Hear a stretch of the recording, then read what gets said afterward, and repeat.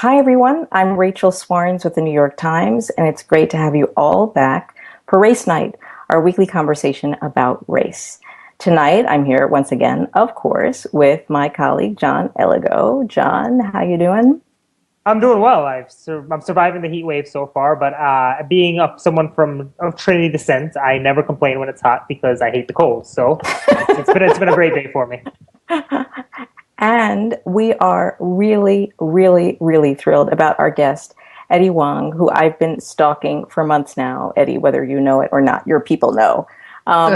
He needs no introduction for most of us, but for those of you who don't know, he's a chef, restaurateur, the author of 2 books, Fresh Off the Boat, which became that sitcom, Double Cup Love, and the host of Viceland's Huang's World. So we're going to be talking about a whole lot of things about diversity in Hollywood, racial stereotypes, food, of course.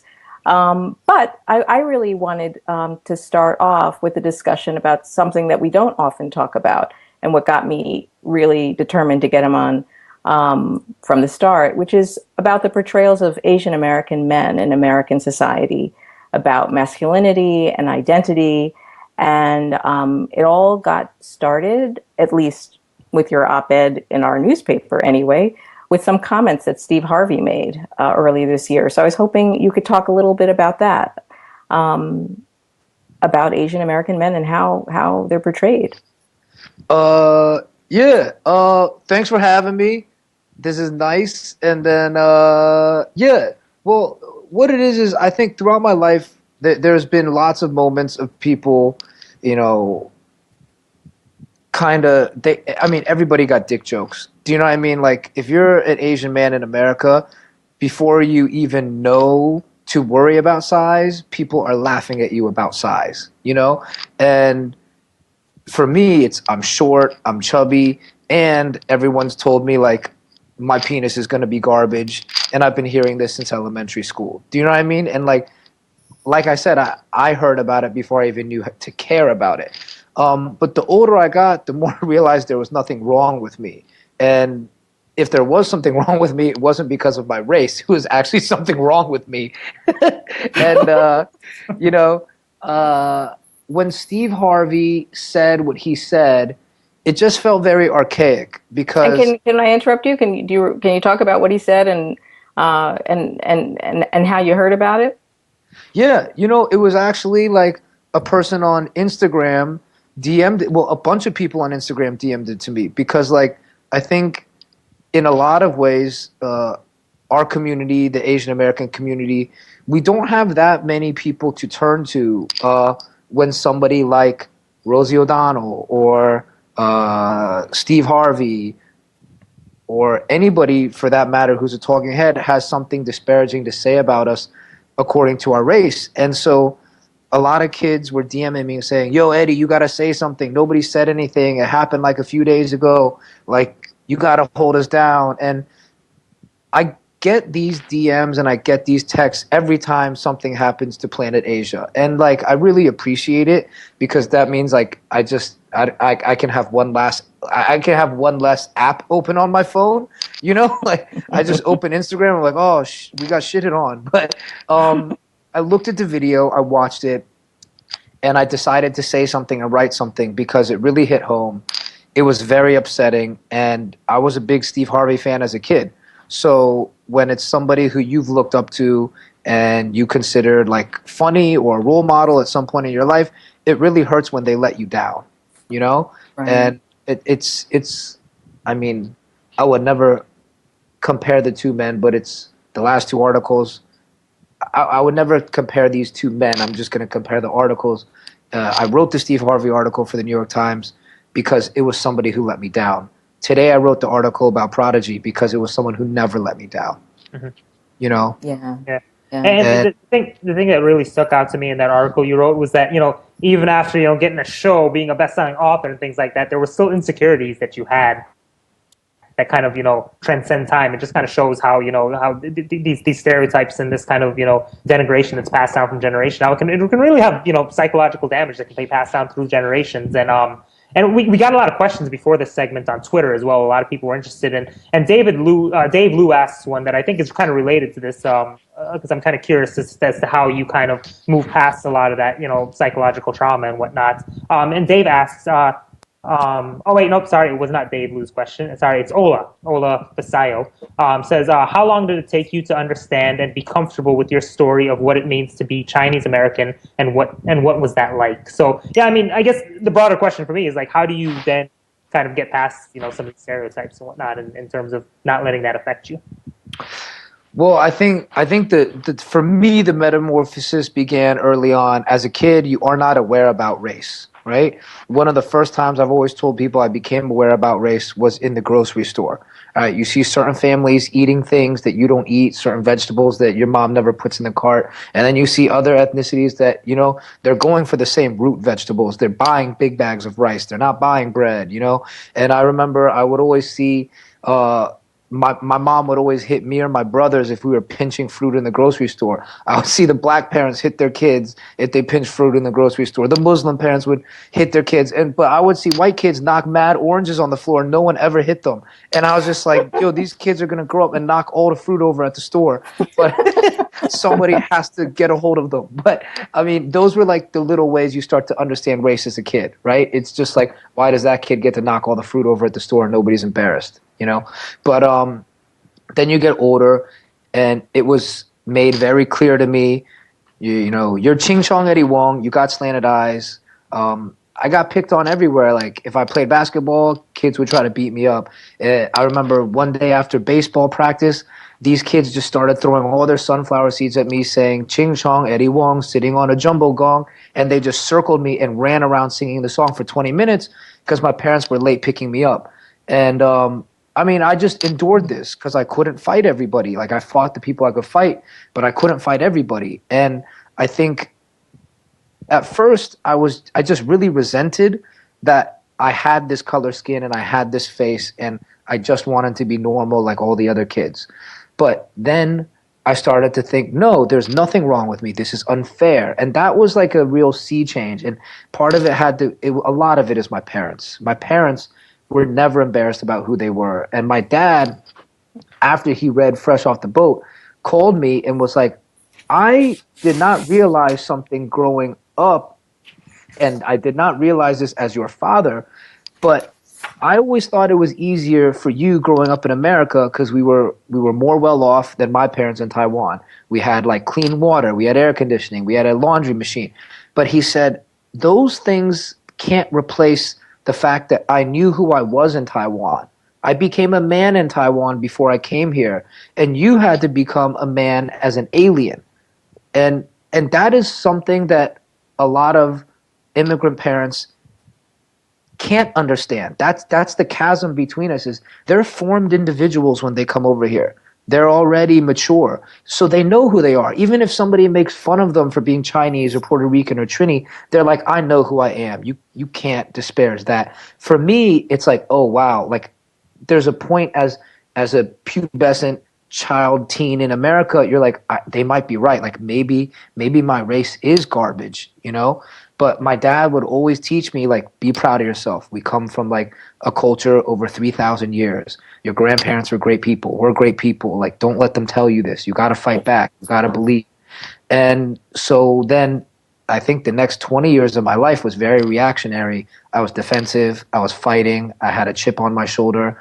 And it wasn't until Fresh Off the Boat was published and well received, and that there were a lot of other people that came out of the woodwork to say, they related to me and they understood me, that I finally got over it and I let it go. And even when I go back now and read the book, I laugh and I smile because I'm like, oh my God, you were so defensive. You had this chip on your shoulder and you had to be reactive and you had to fight, but you were not a whole human being. That chip weighed me down. And when you are reactionary, while you are fighting and it's what you have to do, you're still not your whole self, right? It's when you accept yourself and stop fighting yourself that you actually get over it. And so what it was like Professor X putting on Cerebro, finding other mutants to connect to, and understanding I was not an alien, I was not a mutant. There are a lot of people like me, and lucky enough for a Chinese person, you can say there's the most of us. You know what I mean? There's a lot of us running around. Well, one thing too that struck me in reading about how you describe your childhood was that African American history, the African American experience, that all really resonated with you. Yeah, African American people like when I read African American history and I read Black cultural work, I immediately knew I was like they're paving the way for all of us. This isn't just for Black people. This is definitely Black people building the foundations of civil rights. This is Black people bridging the chasm. This is them speaking out. They're fighting for all of us. And I was like, all of us owe something to this movement. All of us have to join in this movement and support it. And all of us are going to benefit, And it was obviously hip hop, Black culture, the civil rights movement, the autobiography of Hank Aaron. Those were the things that spoke to me as a kid. And those were the things that gave me hope. And I didn't have other Asian American role models. I didn't have other people that looked like me that I could relate to and look up to in America. The closest thing was Black culture, and it molded me. It taught me, and it was the one thing outside of like my traditional Chinese upbringing that I could say I relate to this.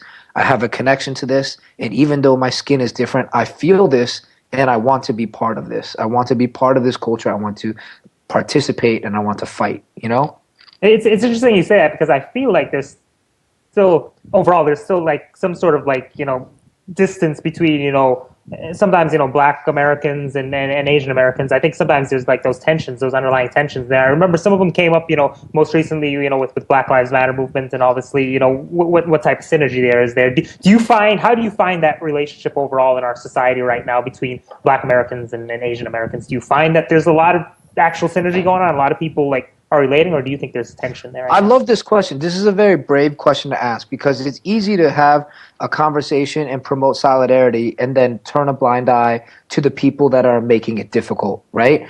When I was growing up, there were aunts or uncles or grandparents that would say, date a Chinese person. If you don't date a Chinese person, like maybe a Cantonese person. I'm like, technically that's still Chinese. They're like, yeah, but like, try Mandarin, Taiwanese first. If not, then Mandarin mainland. Then if not that, then Cantonese. And then like, God forbid, Korean. And like, really, really like, if you have to, maybe date a Jewish person and then date a Japanese person. You know what I mean? Like that was the hierarchy. Like you knew the hierarchy that your grandparents ranked like your potential mates in. And I'm not condoning this at all. I'm like, these were the crazy conversations that happen in homes. And they're the crazy ones that I've always wanted to expose and talk about because that's how we're going to make progress, right? But at the very bottom was always like, please, like, I know you like Black culture. I know you like the music. But like, honestly, it would be like, shameful for you to date a Black person. And I always thought that was messed up. And I remember there was a girl down the street growing up from me, the only other girl on the block, she was Chinese Black, and we would play basketball. We would hang out. And I was like, I think she's really cool. I don't think there's anything wrong with her. And it was like when I had my birthday party, we didn't say much to each other, but I remember just sitting next to her and being like, we're the two different kids here. And even though they don't want us to hang out, we hang out, And it was always a thing. Like, aunts or uncles would drive by that girl's house, see her like shooting hoops in the driveway. And granted, we're like 5 or 6. Do you know what I mean? But I remember this, and somebody would always say something like, that's an interesting family. I wonder how that happened. And I'm like, what do you mean how it happened? It happened like our family happened, and so, yes, I think in the 80s and 90s, especially with older grandparents, older aunts and uncles, there was a lot of prejudice and a lot of ignorance that was gut-wrenching at the time. Now, a lot of those people have passed. I look at it with humor, but I don't see that as much. I really don't see that as much. It might be because the people around me know not to come to me with that. They see who I am. They see how I move. They don't come to me with that. But overall, I have noticed a lot of Black women, Asian men meetups, right? You see them on Facebook, You see them on Twitter. People are organizing them.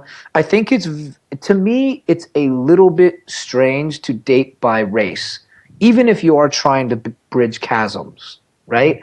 I don't see it as any better than people that have white knight syndrome, right? I think fetishizing a race and then choosing to date that race is something I don't know if I'll ever understand. You know? Yeah. What you were saying about the reaction to you hanging out with black people and then just being taught that you shouldn't be dating black people. It reminds me like we had to get some guests on. It was a couple of black man and Latina woman. They were married in California back in 1950, and she was telling us that her father was actually all about talking to her about equality and stuff growing up. But when she decided to marry a black man, she was suddenly when it came down to it, that seems to be like a theme throughout the course of history. Right. One thing too, Eddie, we had an article that we'll share with our readers about you, where the writer said that there are some Asian Americans who have raised questions about you, or just complain or say, hey, your story isn't representative in some way. And the quote was, "A lot of people are trying to actively contain my voice." Can you talk about that? Do you feel that?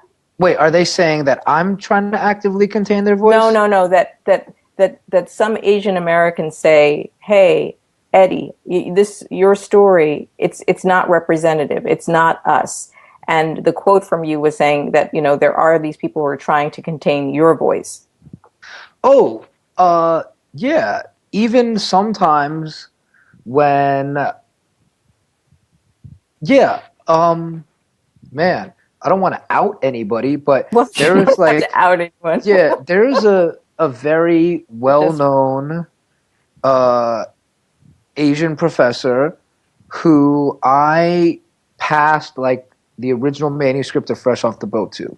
All right, I passed a lot of people at the Asian Writers Workshop. They wanted to read Fresh Off the Boat, and I was on the board at the time at the Asian Writers Workshop. And some people like Jay Kang and Ishii, Ken, who ran it, they were very supportive of me, right?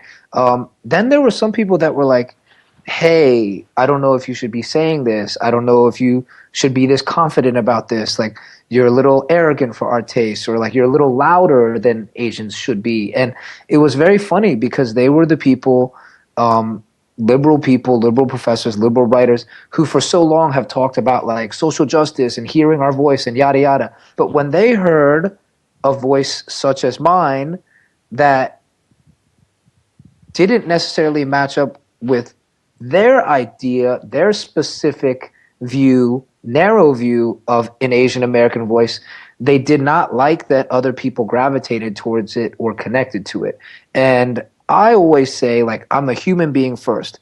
I love being Taiwanese, Chinese, American, right? I love the values that I learned at home, but I learned just as much from basketball and hip hop and my friends that I made in America than my traditional Chinese upbringing. And I don't try to be a specific person. I don't try to be like this model Asian American. I just express myself. I do what I think is right, and I have a Taiwanese face, and I guess everything I do is Taiwanese, Chinese American. I don't think anyone's going to be very successful trying to contain me. No one really has been to this point. But it is very disheartening when I put in so much effort and work and the intentions are good, and there are some people that are like, he doesn't represent us. And I said, so go write your own stuff. Do you know what I mean? Like the Tiger Mother person, Amy Chua, she didn't represent me. Let me ask you. Can I ask you about that point though? Doesn't that get to one of the problems in Hollywood? You could tell someone to go write their own stuff, but now talking about Hollywood, isn't there a quota like, oh, we've got our Asian Phil, we've got our black Phil? Isn't that kind of difficult? When you get out ahead of it and you actually do stuff, like when you're talking about whether it be Hollywood or in books or when you're talking to publishers, isn't that an issue still for maybe some other Asians who might want to bring a different experience to the table? I definitely think that in a lot of industries, and Hollywood especially, there is the view that's like, oh, we have a successful Asian American show. Like, if someone brought another, it's like, ah, we already got ours. Do you know what I mean? But like, I mean, ABC has Fresh Off the Boat, and they have that Dr. Ken show, right? Don't they have Dr. Ken? It might have got canceled. Yeah, I mean, they had it at one point at least. I know. Yeah. I try not to be a defeatist. I don't think about like I know a lot of people think about this where it's like, oh, they're only gonna take one and oh that one's on or whatever. Like, when there was none, I told myself I'm gonna be the one, you know? And then I've always I also really this was the tough part. I went out of my way with Fresh Off the Boat and lost a lot of money saying the things I said. And I think a lot of the people in the press got it wrong. It was not about being like accurate or specific. It was not about being accurate to my life or doing exactly what was in the book. It was about representing a more whole view of me and my family as whole human beings that everyone could relate to and not stripping our story of its struggle and its pain. Because that's what happened on ABC, and that's what made me upset, is that the struggle and pain of being Asians in America was stripped from that show, and it became a 22-minute comedy that could be solved every week, and everyone was happy on the couch at the end of the day. That's what bothered me. And that's where I also created like a wedge in that show so that people could have a conversation and say, okay, this is the show that Eddie made with 20th Century Fox and ABC, but we can improve on this. We can make this better. And like, I've set this conversation up for somebody else to come over the top and do better, And so if anyone complains about containing my voice, I'm like, guys, I've been the biggest critic of my own work and the derivative work of the book. So like, please make a better one, Do you think things are getting better when you look at Hollywood and you look at representation of Asian Americans? I mean, how do you feel about what you see? Obviously, you didn't love Fresh Off the Boat. Yeah, I think that, things go in cycles, and we've seen this. I remember in the 90s, you had Martin, and you had A Different World, and you had Living Single, the Fresh Prince, right? You had the WB, you had the Wednesday, you had the Steve Harvey show. Do you know what I mean? And it was a boom, and it really felt great. It felt like you were seeing different facets of the community, different voices, and it wasn't one show being like, we are the black show, we are the only black story. It was like, hey, there's this story and that story and A Different World and a different story and a different face, right? But then I think the market fell out on that, and then all of a sudden it was like, all right, we're back to white shows. And that broke my heart. That broke my heart to see. And I think that what is important now as people of color, as you have successful shows, you have a lot of successful Shonda Rhimes shows. I love Insecure with Issa Rae. I think she's doing a great job. Larry Wilmore has always been like excellent. I think it's important that people of color, of all color, immigrant people creating this work, that we don't sell ourselves off cheap. It's hard. We have to be 2 times, 3 times, maybe 5 times as good as someone of the dominant culture. But it's important that we remember it's going to be that hard. We need to do that work, and to not settle for marginalized versions of our voice. And I made I really took a risk making Fresh Off the Boat because I didn't have much leverage. I had no power in Hollywood, but I just knew that at the very least, I would help get Asian Americans on television, and I would start a conversation, and I would create a hole and an opportunity for other Asians to come after me and do better. That's all I wanted to do. Yeah, we got lots of questions. Yeah, I was going to say, we've got to jump into some of these. We have Brian Chang is asking, do you feel like you have transcended being merely Eddie Huang now that you're a brand? How do you cope with the pressure? And Brian also adds, by the way, I grew up in suburban DC, and your story did resonate with me despite being handicapped and nerdy. So. Oh, thanks, Brian. I appreciate that. I mean, I'm a nerd too, you know. I yes, think? do you think you've transcended merely being who you are, being Eddie?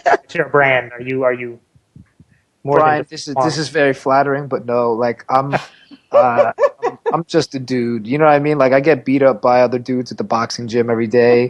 I get served on the basketball court.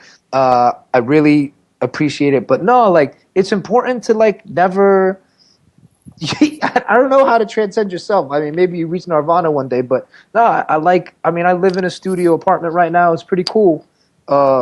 It's two people in the studio, and I enjoy it. And I think it's very important to stay humble and stay hungry. Otherwise, I don't think I'd be of very much value to anyone in the world. We've got David Liu, who was writing on Twitter, brings us back to where we started, and he says, do you think Asian men will ever be widely perceived as sexy or desirable in mainstream media by non-Asian females? You know, be careful what you wish for. His name is David Liu, right? Yeah. Yes. Yeah, I mean, you don't want to be fetishized. You could ask any woman in the world what it's like to walk across the street and get honked at all the time. So, like, I don't think that the goal for Asian American men is to be fetishized, but, like, could we be seen in, like, the actual light of who we are? Like, if I just want people to see us for the whole human beings we are, not some, like, yellow peril monster stereotype that people created in the early 20s or 30s, or some model minority that was created in the 60s. You know, like I just want to be seen for who I am, and I do think we're getting close to that. I think we're getting close to that because the more we meet each other, the more we all hang out, the more education comes into play.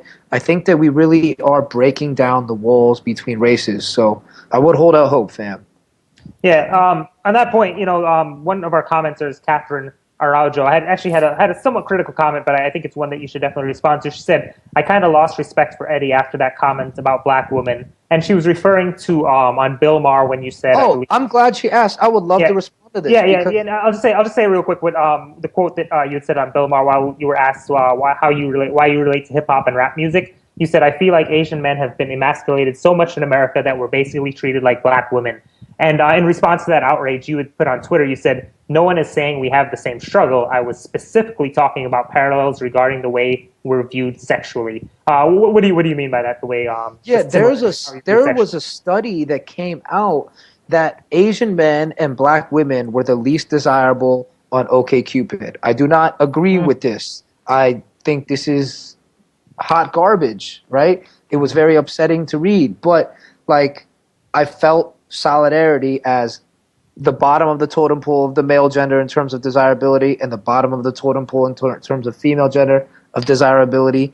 And if you watch the tape of that show, that was a tough show to do. Like you do pre-pro for these shows. I did pre-pro. Bill Maher has an incredible producer. We talked about a lot of things politically, socially that we were going to talk about. I go on and all of a sudden I'm like being berated by the Oriental jokes or Chinese jokes, and I'm just like out to sea without a paddle. I'm not saying it as an excuse. I'm just saying these are the contexts because I don't think I did anything wrong. Like he asked me about this and I told a joke on a comedy show relating to a study that had been done comparing Asian men and black women. And I was like, I do find solidarity in our experience, right? I feel like it's not the same. We're on different sides and different genders, but this is the net result on online dating platforms. Yeah. And I think that's kind of what I was asking about earlier. It's kind of this broader speaking as a racial minority in America, there has to be some solidarity there, whether I'm black or Asian or Latino or something like that. There is this greater solidarity among racial minorities, wouldn't you say? Yeah, a lot of people like to play the oppression Olympics. And look, I am not saying that my struggle is the hardest struggle or your struggle is more hard or less hard. But I don't know if oppression Olympics is like a productive game to play. I think that it is very important to be specific and understand everyone's struggle in their own context in light and to not make casual analogies. but I think it's equally important to remember that race is a social construct, and at the end of the day, we are humans. You know, like, I don't believe that there are actual differences between us because of race. I don't think the color of my skin makes me better or worse at something, you know? And even if it did, I think that we all deserve to have the equal opportunity to prove how good we are at something or how bad we are at something. I just want the opportunity to be me. Great. Well, we are going to have to wrap it up. Thank you so much for joining us. We always like to end with some of the comments from folks who are watching. And we've got G. Lee saying, kudos to your courage, being so candid. Lauren Ashley, thank you for talking about this, Eddie. My Chinese American husband really looks up to you. And thank you for speaking out about Fresh Off the Boat. Well, thank you for speaking with us and for coming on. And I'm going to let John wrap up because you should read our newsletter if you haven't already. Yeah, I got a question to ask you, Eddie. And you have to answer honestly. Do you subscribe to the New York Times race-related newsletter? Be honest now. I don't. I subscribe to the everyday update, but not the racial newsletter, but I will. Yes, it's race-related. And I think our viewers should join you because Eddie's going to be subscribing to this now. You want to be like Eddie, you should subscribe like him. Yes. And to do that, it's very easy in the comment section here. You go to nytimes.com/race-related. It's in the comment section. You just click on the link. You get weekly newsletters about different issues of race. And the best thing about it is that it's interactive. We want to hear from you. You tell us what you want us to talk about. We ask you questions. You respond. So we really want it to be a conversation, a dialogue about race that's really important to have in this country. So everyone, please sign up. We'd love you to be a part of this discussion. And Eddie, thank you again so much for joining us. Thank you. We wish you the best of luck in the rest of your endeavors. And we will see everyone next Wednesday night. Thanks for the opportunity to speak with you guys. Have a good one. Thanks, man. You too. Take care. You too.